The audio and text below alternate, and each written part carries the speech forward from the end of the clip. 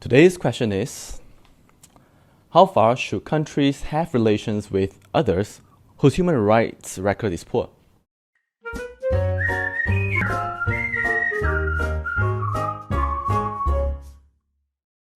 Before we dive in, let's ask ourselves, how do countries maintain relationships with one another? I think very broadly, there are two ways. Number one, strategic ties. These are countries that tend to form military alliance. Think of the US and Israel. I'm just a small country. Don't worry, son. Big brother will protect you. Number two, trade ties. China's biggest trading partner is, guess what? The US. Now, these two countries may not love each other, but they definitely depend on each other economically. So let's answer this question. How far should countries have relations with others whose human rights record is poor? I have three arguments and three examples for you. Argument number one, we should be friends with powerful countries with sadly oppressive regimes for economic reasons. Now, let's take China for example. China has been accused of detaining and torturing the minority Uyghur Muslims in order to have a greater grip of the Xinjiang province. There was even suspicion that the Chinese government sterilized these Muslim women.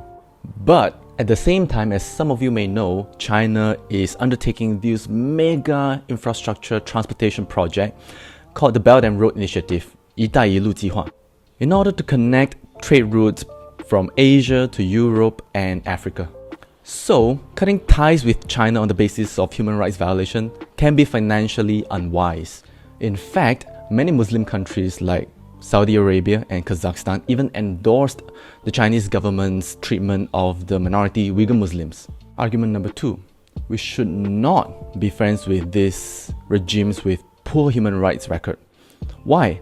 Because cutting ties with them could discourage them from further violating human rights. In 2019, the US imposed sanctions against top Myanmar military personnel and barred them from entering the US. They were found to be responsible for the massacre of the minority Rohingyas and releasing soldiers who were convicted of murdering these minority groups. Similarly, in the late 2010s, the Venezuelan government was found to have tortured and killed thousands of people who opposed the government.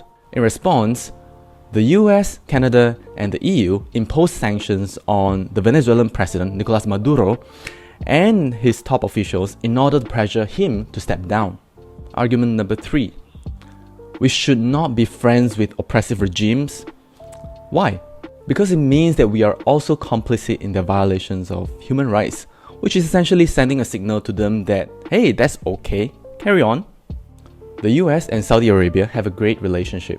Saudi is known for many things, among them public beheading, prohibiting women from driving until recently, and executing people who oppose the government. But in exchange for oil, the US is willing to overlook a lot of these human rights violations. I also forgot to mention that Saudi is US's top weapon customer. In 2017, the Saudi government agreed to purchase over $100 billion worth of weapons from the US and to purchase $350 billion worth of arms over the next 10 years. That's a lot of money. These weapons, sadly, have been used by the Saudis to fight proxy wars in countries like Yemen in order to strengthen Saudi's political position. We can even see these weapons being used. In 2018, the Saudi jet fighters dropped a bomb in Yemen, killing 40 school children on a bus. Well, what did the US do? They continued to support the Saudis. So there you have it. There's three arguments and three examples for you. Of course, there are more examples that you can use. If you'd like to find out more, our team has prepared a cheat sheet for you. Just check out the link in the description below. If you find this video useful, share it. If you'd like to find out more about questions like this, place your comments below. We'll see you next time.